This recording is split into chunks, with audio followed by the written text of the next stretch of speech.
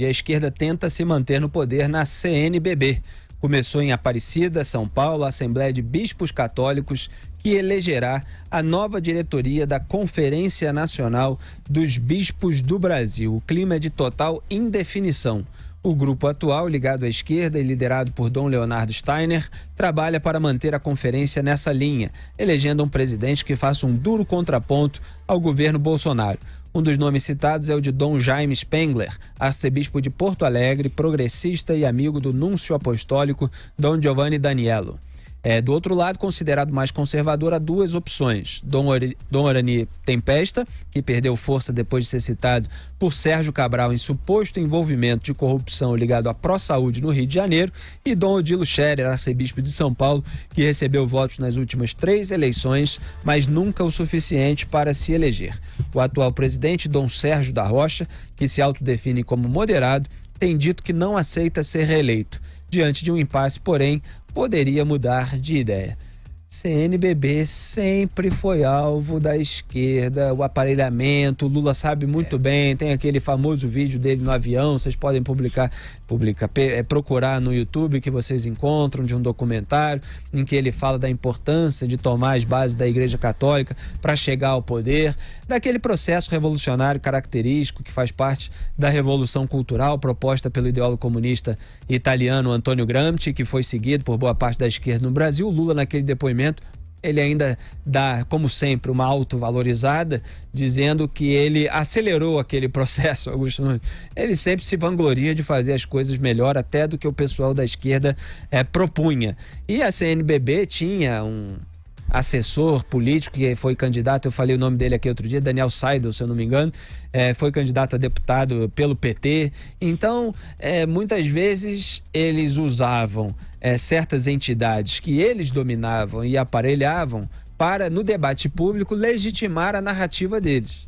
Então, você tem aquela narrativa petista sobre determinado acontecimento, sobre determinado fato, ou sobre aquilo que o partido estava querendo que acontecesse, e aí vinham essas outras entidades aparentemente independentes e chancelavam aquela narrativa do PT, e aí o público leigo fica pensando que várias pessoas importantes estão adotando esse discurso, então o PT deve estar certo. Essa é uma ideia básica de você fazer com que o seu argumento vença, e eles sempre foram muito dedicados a que essa narrativa tivesse força dessa maneira. Eles sabem muito bem aparelhar e dominar certos órgãos importantes, certas entidades importantes da sociedade. Agora tem uma disputa aí para ver com quem vai ficar a CNBB, Augusto. Bom, tomara que também crie juízo, Porque alguma alma caridosa precisa comunicar à esquerda, que sempre controlou a CNBB, que nós estamos já no século XXI. Porque eles ainda estão parados lá na metade do século passado e defendendo, hasteando bandeiras que já não existem mais no mundo inteiro. Eles estão sempre do lado errado. O que menos preocupa os dirigentes da CNBB são questões religiosas. Só falam em política. Estão sempre do lado errado. E absolvem criminosos que estão à esquerda. E olha, em matéria de religião, essa turma aí não passaria num Enem para católicos, tá? Porque não sabe rezar a segunda parte do credo, salve rainha, essas coisas para eles são cosméticas, eles querem fazer política. Agora, não dá. Eles defendem bandeiras contra a reforma agrária, e aí embarcam no mesmo navio condenado ao naufrágio do MST. Aí eles acham que os índios devem ser tratados e nunca fizeram nenhuma autocrítica com as barbaridades que os jesuítas fizeram em matéria de evangelização. E com isso, eles se tornaram uma entidade, a CNBB se tornou uma entidade parecida com a UNE. Não tem nenhuma representatividade, não tem maior importância, só trata de política. Você sabe, Augusto, que nesse sentido, uns anos atrás, quando eu era colunista ainda da Veja, eu fiz um artigo que eu analisava justamente uma manchete da Folha de São Paulo. Eu abri aqui o artigo. A manchete dizia: católicos e evangélicos condenam pedido de impeachment. Pronto. Essa era a manchete. Pronto. Aí eu escrevi assim: obviamente, católicos e evangélicos, de um modo geral, não condenaram impeachment algum. A condenação veio em notas divulgadas por apenas 2 órgãos aparelhados pelo PT.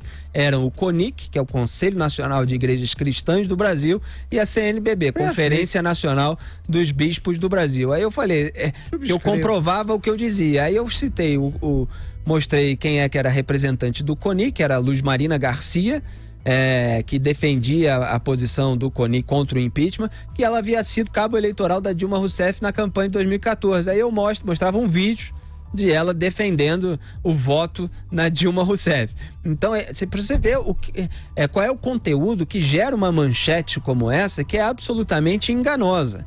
E na CNBB, eu citava justamente o Daniel Seidel, que era o assessor político da CNBB e ex-candidato a deputado federal em 2002 e distrital em 2014 pelo PT. Então é preciso mais precisão no jornalismo para que não se caia em narrativas petistas. E o público precisa saber que esses truques às vezes são usados para parecer que um órgão específico de fato representa a opinião de toda uma comunidade humana. Como se você tratasse a Uni como representante dos estudantes, né? Claro que não. Pois exatamente. José Maria Trindade.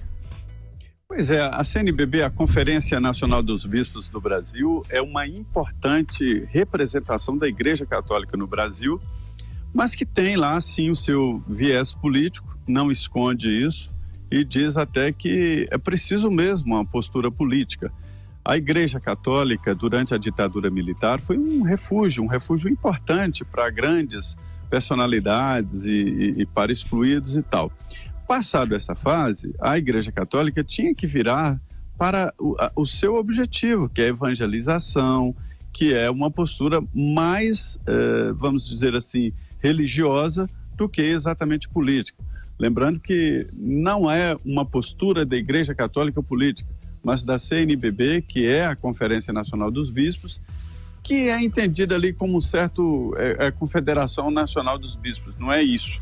Não é isso, não é uma confederação, não é uma associação de classe, mas é o grupo pensante da Igreja Católica e da cúpula da Igreja Católica. O grupo está dividido, né? Como todo mundo no país, todas as famílias, lá também está dividido e foi dividido para a eleição. Eu estive em Aparecida no debate entre candidatos à presidência da República e pude ver ali claramente a situação da CNBB e dos bispos, né? Que estavam, às vezes, tentando puxar um pouco para um lado, um pouco para o outro. Não interferir na política seria pedir demais para pessoas que pensam e para bispos que têm responsabilidade, inclusive, com quem eles estão liderando. Agora, uma prática política, militância política exagerada atrapalha o objetivo que é a evangelização. E é isso que é o grande debate deste momento da Igreja Católica e da CNBB. Mas, olha, chega a certos exageros a grande preocupação com a política que a CNBB tem.